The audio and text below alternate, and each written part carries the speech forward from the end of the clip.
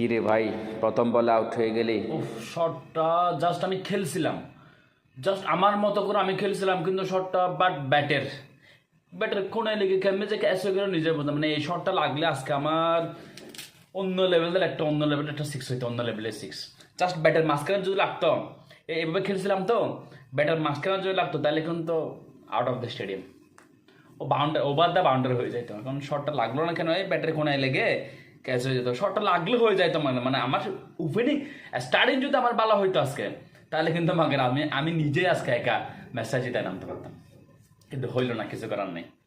এই আমার ব্যাটটা কই রে, ব্যাটটা একটু দেখা লাগবে, ব্যাটটা মনে সমস্যা আছে, ব্যাটটা একটু দেখা লাগবে। ব্যাট কই, ব্যাট কে নিয়ে গেছে?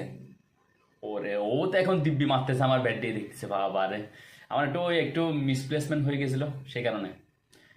দেখা যাক, ও ব্যাটটা নিয়ে আসুক, আমার ব্যাটটা একটু চেক করা দরকার।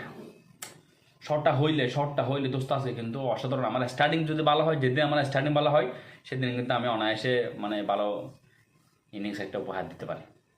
শর্টটা হইলে হইতো, হ্যাঁ।